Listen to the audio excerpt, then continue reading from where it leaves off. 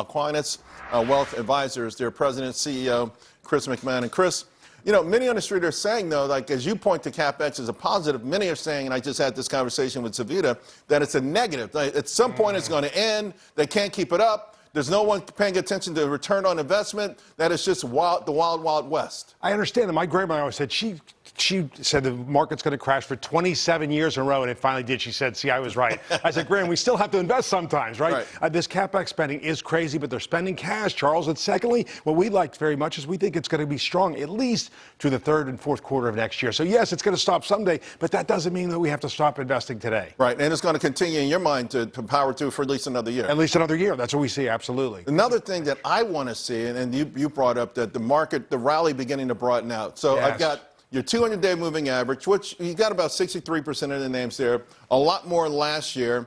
And then the 50-day moving average, which really bothers me a little bit because you've only got 56, 55%. That number's come down precipitously. So it's still very narrow in terms of a real leadership. But does that also mean opportunity? I think it means tremendous opportunity. If we look at the broad, the S&P, it's 15 or 16, but if you take the Mag 7 out, it's more like 16 today. Take the Mag 7 out, it's only like 7.5, 8. That's where the opportunity is. These companies, lower interest rates are coming, I think for sure. I think we need those 2 interest rate cuts to really drag that second half of the economy with us, those consumers with us. But I think that's going to happen, and I think it's coming together at the right time. And I think optimism is high. A deal in China, there's so much going on right now that I think it's going to bring... I think it's ultimately going to bring us together. None of that you think would be anticlimactic. I think it's going to be prosperity. We finally get a deal with China. You know, the old buy the rumor, sell the news. You're not concerned about that? A little bit. I mean, I think I'm a little worried about the fact that we've been saying, oh, don't worry about the tariffs. People are discarding that. Now we really want you to pay attention to the good news, which is a little unfair. But I think we felt this day was coming. I think it's going to benefit us. I think the interest rates are more important than anything. And I think there's really tremendous opportunity through the fourth quarter of next year. So CPI has really sparked this, you know, that we've been sideways for a couple of weeks and more anxiety than normal. We saw the retail AAII survey become bearish, extremely bearish. So there was some anxiety. You feel like that cooled off the inflation debate, earnings are strong, Fed cuts. This is your driver. This is the driver. Those 2 cuts have to come, and it's right as you described, right from those 2 things. Exactly. Let's talk about the wealth effect, though, for a moment. Absolutely. Because you write about this a lot. And here's the thing. We've got 50%. That number near the zero, that's 50% of this country. Yes. Right? So wealth is exploding. The top 1%, look at that big, rich blue. That's the top 1%.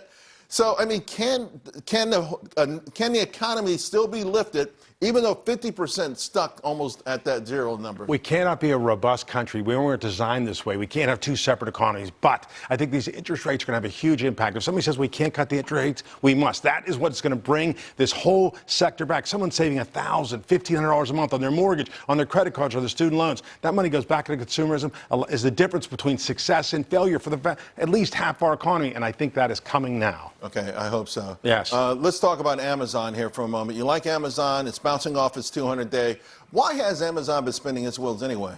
I think they don't have as clear a path in AI, and I think that's a flavor. AWS is letting some folks down here. It really is, but I think if you look at it, when you look at what I think the index, the Mag 7 index is up about 24% year to date. Amazon's up 3.5%, 4%. That tells me that's where the opportunity is, and I think the web services are going to pull us along, and also the consumer in general. Interest rates get cut. I do think those consumers are going to spend and really drive this thing. It's going to be I think it's going to be the strongest Mag 7 stock through the rest of this year and the next half of next year. You know what? One thing we've seen, the laggards in Mag 7 at some point, Apple being the most recent Absolutely. example. That's a great example. PLD, Prologix, just a huge spike.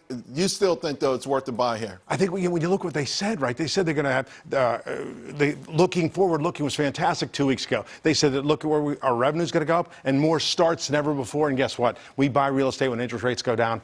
We want to get on that bus. I got you. Good stuff, Chris. Thanks, Charles. As usual, appreciate it. Thanks for being here.